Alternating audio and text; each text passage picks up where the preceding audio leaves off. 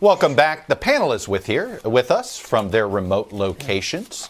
NBC News Chief Foreign Affairs Correspondent Andrea Mitchell, pulmonologist Dr. Vin Gupta of the University of Washington, and NBC News Senior Business Correspondent Stephanie Ruhle. And as you can see here, guys, I wanted to just basically hit three big things here on the government's response, on the economics, on health, and on politics. As of this morning, more than 53,000 Americans have died. Less than 2% of the population has been tested. And even the trillions Congress has approved isn't nearly enough and often isn't getting to the people who need it. Andrea Mitchell, I want to start with the political response collectively. There's the president and then there's everyone else. And I don't know how much of it you believe the president is sort of coloring the atmosphere, which is why it looks like Congress is slow off the mark here, or we're just got to be prepared for a polarized Congress going forward?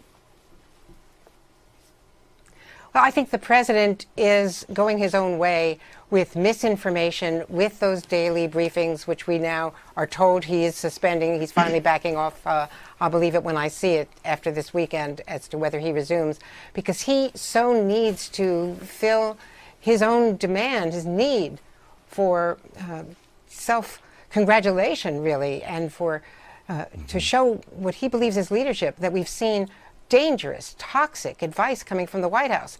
And unfortunately, I think that the credibility of the scientists really now is on the line, that they have to decide whether to stay inside and be valuable or whether or not they have to see another alternative like Jim Mattis and quit. Because when Dr. Birx said to you today that sunlight does kill the virus, she is perpetuating an unscientific, untested, single study presented by a non-scientist from the Department of Homeland Security, which led to the president, as she put it, not fully digesting the data. She needed to be very clear on disavowing it. And to this point, she still has not been, even this morning.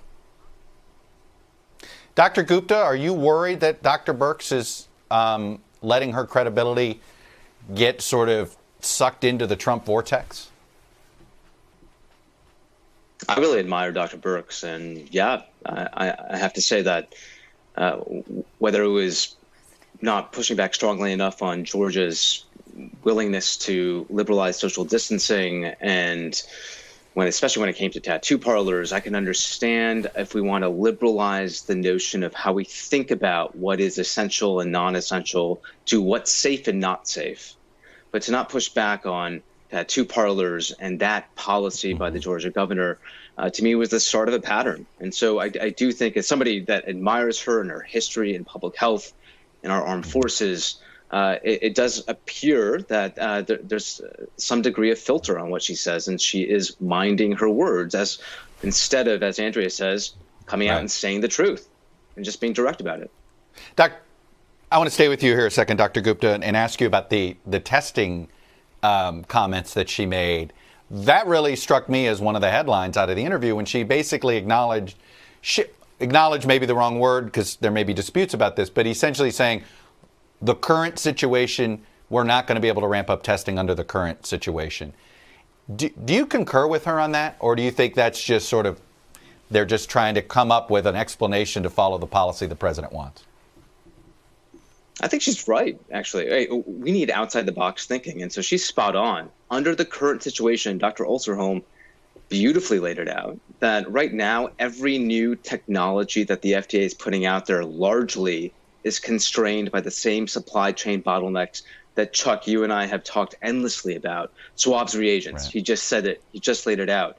That's why we need more of a focus on interesting, new, creative, outside-the-box thinking, innovations like the Rutgers scientists on saliva. By definition, circumnavigating these supply chain bottlenecks. You spit in a tube, potentially you can mail it to a lab if you do it at home. Yeah. That's not that far off. So right now, under the way we're thinking about it, the inside-the-box constrained thinking, yes, I think she's correct. Stephanie Ruhle, I want to move to the economy here. And we saw the sort of what some said, was an additional amount of money. And look, $500 billion is not chump change.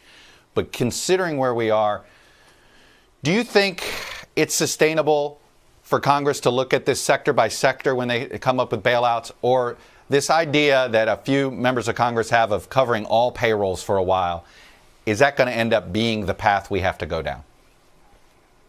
We're getting closer and closer to that idea, Chuck, because if this is a natural disaster, an act of God, and Congress wants to say, let's put a bear hug around the economy because we've asked the country to basically shut down, then they're going to have to find a different mechanism to support all businesses. Because right now, as you mentioned it, yes, the CARES Act is adding an additional over $500 billion. But you know it's not reaching every business. The head of the Small Business Association says every hour another small business is closing. And even though there may be pent-up demand and everybody wants to get back out there and get to work, it's not going to work that way. We're a consumer-based economy. People aren't rushing back to the store. And Stephanie, the issue of sector by sector, I've been thinking about the politics of bailing out oil companies or the politics of bailing out casinos or the politics of those things, of bailing out athletics, for instance.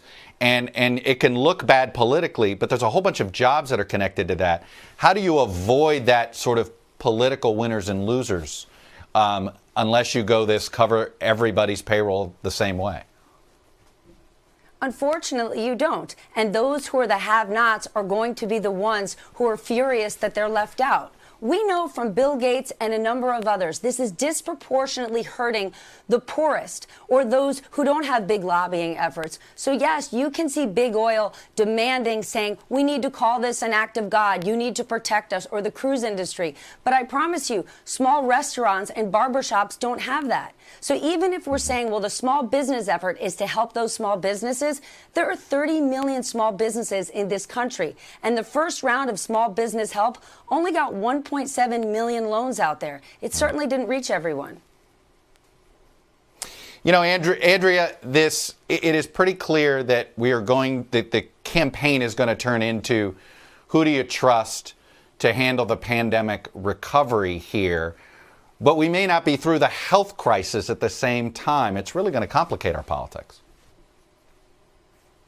Absolutely. And it is already who do you trust? We see it in the polling that most people in our poll and other polls don't want to reopen as rapidly as the president and some supporters, what could be a new emerging Tea Party movement, are pressing. But I think that the American people are going to be very afraid. This economy, according to Kevin Hassett, who's come back into the administration as a top economist, people are going to see that it's not going to flip back on. It is going to be slow and in phases. And I'm very concerned also that the president, what he did with West Point, for instance, showing that he needs to go to West Point, blindsiding West Point just because he saw Mike Pence going to the Air Force Academy. West Point isn't prepared to announce that they're bringing all those cadets back. That's the kind of thing we have to be really worried about. Yeah, where the president's worried about the president first. Anyway, thank you, all three of you. When we come back, we're going to take a close look at how some counties that may determine the 2020 presidential election are faring during the pandemic. Hello from Washington, I'm Chuck Todd, and thanks for checking out the Meet the Press channel on YouTube. Click on the button down here to subscribe and click over here to watch the latest interviews, highlights, and other digital exclusives.